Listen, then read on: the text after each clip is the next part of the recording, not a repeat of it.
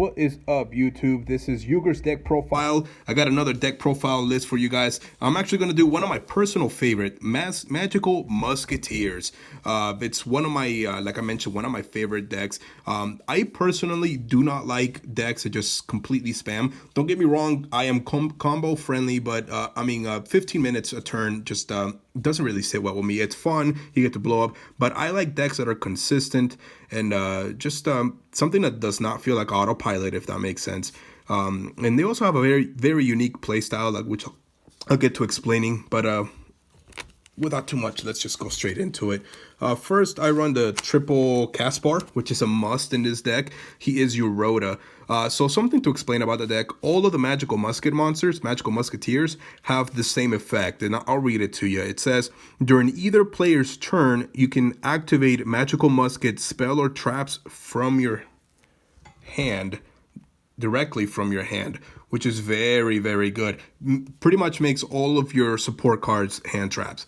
It's very nice. And also, when magic when a spell or trap gets activated in your column, they get to trigger off their effects. Something I really like to do with this is, I don't know if you ever noticed, but when someone usually activates a spell or trap card, they don't really pay much attention on which slot they put it, because it honestly does not matter. However, positioning and activation slot matters a lot with magical musket cards. The slot that most people play, which I've paid attention to, is what I like to call slot number 2. You have your deck, then 1, 2, 3, 4, 5. And usually people play slot number 2 because not the one closest to their deck, but the slot over. I think it's because it's right next to your right hand, so that's where you just automatically put it down. So I usually, like on first turn, I like to put my magical muskets on slot number 4. Because then they get to trigger off their effects without really knowing. But magical musketeer Caspar's effect is when a spell or trap card gets activated in his slot, and that's your opponent's slot as well. You can add one magical musket card from your deck to your hand, which is very nice. They're all once per turn as well. But the monsters are magical musketeers, and all the spell and traps are magical musket. And usually when they search or their effects indicate it says magical musket, and that's included in the text. So you can add a monster or a spell or trap. So he's a really good searcher. Yes, you must run a 3 of that. Then we run triple Starfire. Her effect is when a spell or trap is activated in her slot, you get to special summon one magical musket from the deck in defense position. So you usually want to use her effect to bring out Caspar just as soon as you can. Caspar's the one that's going to keep your hand, the plays running. Then I run triple Kid Brave. Kid Brave is the pot of greed. When a spell or trap gets activated in his slot, you can discard a magical musket, draw 2 cards. If your opponent triggers his effect by activating one on his slot and you pitch one, it's literally a pot of greed. You pitch 1 to draw 2. It's really nice. The +1s are amazing in this deck. Then we have Doc. Doc is your floater. When a spell or trap is activated in his slot, you get to add a magical musket, so monster or spell or trap, from your graveyard to your hand. So the combo, or not the combo, but one thing you really want to do is have Doc and Caspar face up. What you want to do is you want to activate something to have Caspar go off, so you search for whatever you need, and whatever you're going to search for, you want to use it under Doc. So Doc, then, you get to interrupt something with that spell or trap, and then Doc floats back whatever you used to trigger Caspar. So it's a little loop. You can continue on every turn. You're going to have answers to a lot of things. And you just negate your opponent's stuff while you plus. So Doc is a must. I wouldn't run 3 because it really sucks to drive first turn without any targets. It just messes your day up. Same with next one is Calamity. Calamity is the floater of the deck. When a spell or trap is activated on her slot, you get to special summon a magical musket from the deck to the graveyard. Now, her effect is amazing, yes. And I only run 1 because there's nothing worse than drawing her first turn with no target. It really just ruins your day. You don't want to draw Doc or Calamity. You want to draw Starfire. You want to draw Kid Brave. You want to draw Caspar. She is really good late game. But I think keeping her at 1 is good. That's it for the magical musket monsters. Next, I run the hand trap engine, your Ash and Blossom. enjoy a spring, because if you have it, run it, especially in this deck when 80% of the gameplay is hand traps. You just want to keep your opponent without no twin twister targets, none of that stuff. This is just if you can run it, do it. Same with the next one is Ghost Ogre and Snow Rabbit, because hand traps are just how the meta is right now. And your Maxi, because Maxi is amazing. Why wouldn't you? That's it for the monster lineup. I think we have 19. You really want to have a consistency. If you draw all monsters, you're not going to win. If you have all spells, same thing. You're not going to go anywhere. You want to draw a nice mixture of monsters and spell and traps. Next, we have Steady Hands. Steady Hands is a quick spell that you're going to use to run over things and to trigger off your monster's effect. You can target a magical musket monster and his attack and defense, and always remember that the defense as well gets doubled. Sometimes your opponent wants to run over a defense position monster, because like Caspar has 1200 attack, so he's not going to get over much, but he's got 2k defense. So I usually have him on defense because I'm scared of Mirror Force, or I know usually no one's running that these days, but there's always usually something. So I like to keep it in defense just in case. So when I try to run it over, it jumps to 4k defense, and they just they run into a lot of damage if they do that. And you can activate it during a damage step, which is also really nice. And also it requires no target on behalf of your opponent to use. So if you have your magical musket monsters, and you have tons of responses, but your opponent's not using anything that you can respond to, and that means your monsters are not going to trigger, you can use this. However, the monster cannot attack directly that you use this on, but it can it'll make your monster go off. It's pretty nice. Next, I run the next quick spell, which is Cross Domination. Cross Domination is also amazing. If you have a magical musket monster, you target one monster in the field, the effect is negated. Not only is it negated, but his attack and defense jump down to 0, which is very nice. Another thing to help you run over monsters, and it can be activated during the damage step. So it's just, it's something that's really, really nice. As you can see, your strongest monster in this deck, it's 1600 attack. You're not going to run over a lot of things. This is going to help you get over those things. Next one is the one that I believe is a must for this deck. It's Ties of the Brethren. Ties of the Brethren is honestly an amazing card in this deck. One, it'll help you search for the monsters that you need, place them on the field, and two, it triggers off your monster's effects as well. I'll read it off to you. It says, pay 2k life points and target a level 4 or lower monster you control. For the rest of the turn, if this resolves, you cannot special summon anything else. After it resolves, special summon 2 monsters from your deck with the same type, attribute, and level, but with different names. You also cannot do your battle phase a turn you activate this. So I don't know if you were paying attention, but all of the magical musket monsters, they are all fiends and they are all lights. They are all level 3 with the exception of the floater, Calamity, and Starfire. So you use this hopefully under a cast bar, and for the rest of the match, you're going to be good to go. Your cast bar is going to search something, and then you're going to special summon 2 monsters who are going to trigger off. And then in your opponent's turn, you can use whatever you search with cast bar plus whatever you have in your hand. Cast bar is going to let you search something else, and it's beautiful. Next, I run the Upstart Goblin because 39 card decks are the ish. And Upstart Goblin is, in my opinion, amazing in this deck. One, you get to draw a card, so you get to keep your hand steady. And two, it's going to trigger off your monster's effect. And plus, it's a magic card in a level old school-ish. So, yeah. Next, I run Double Pot. Pot of Duality, also amazing. If you play it under Caspar, if you play it under Kid Brave, if you play it under Doc, you're gonna have a nice day. You get to add a card from whatever 3 that you excavated. So you add 1, and then you add another one from whatever you triggered off of your opponents. Plus ones in this deck are a must. You need the pluses in this deck. If you keep a consistent hand, you are going to win.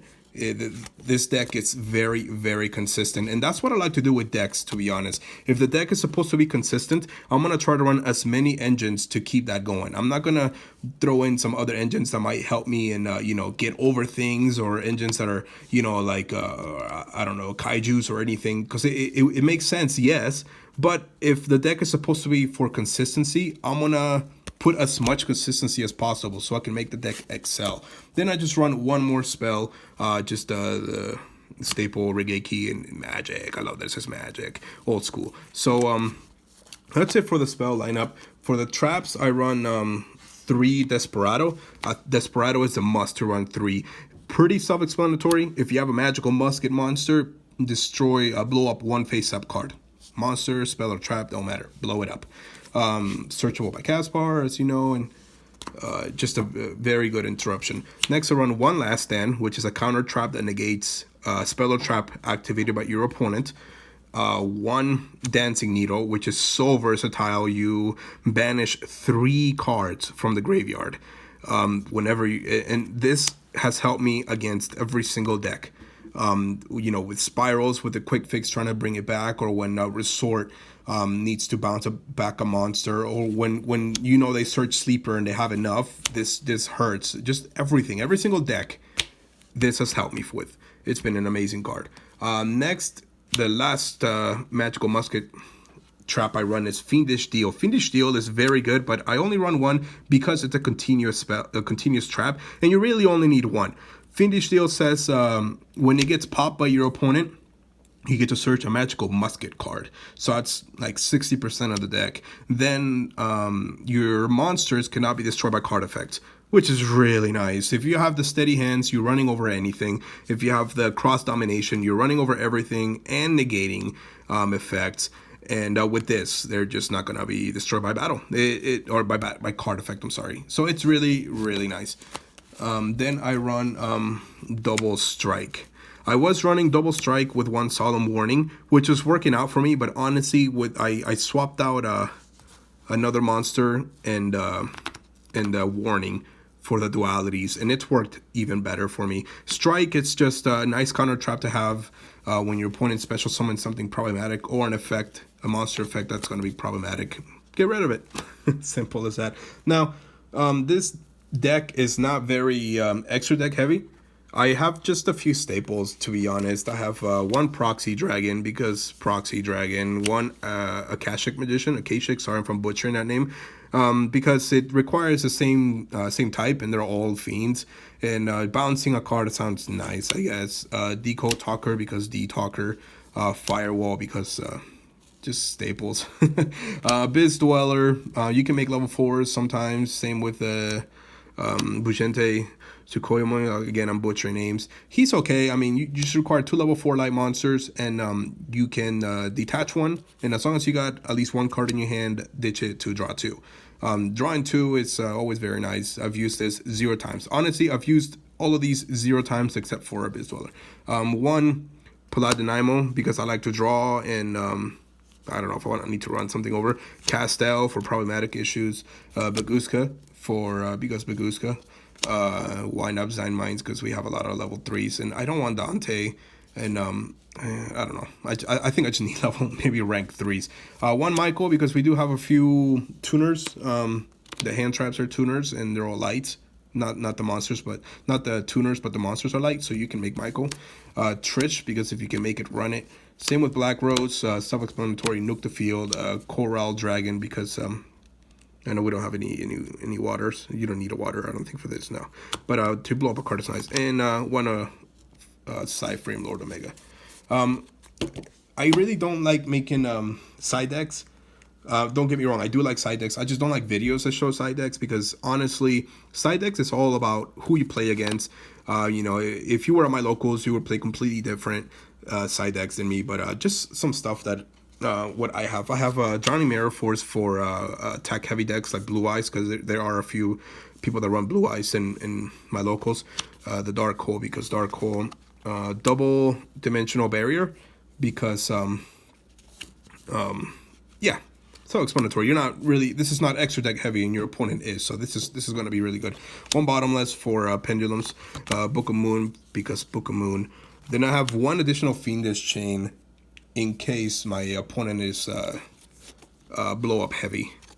2 Dancing Needles in case they are really plussing off their graveyards, and the card is just amazing. Same with Last Stand, double Last Stand side decked in case of Magicians or what have you. Then 1 Musketeer Wild, He is his effect is pretty good. He is another recycled engine. If spell or trap is activated in his slot, you can return 3 magical musket cards to draw 1, which is really nice. But I just didn't feel like maining it. I had it main for a while because of Ties of the Brethren. I wanted to be able to use Ties of the Brethren if I had a level 4, and I couldn't if I didn't have this, because right now there are only 2 level 4s, and you need to special 2 level 4s. So I cannot use it if I have a level 4. This will let me do it, but it just wasn't enough. One warning, because warning, and double honest. All the deck is lights, and honest is honest. And if they keep running me over things, you know what I mean. But honestly, the deck for me has been very, very good.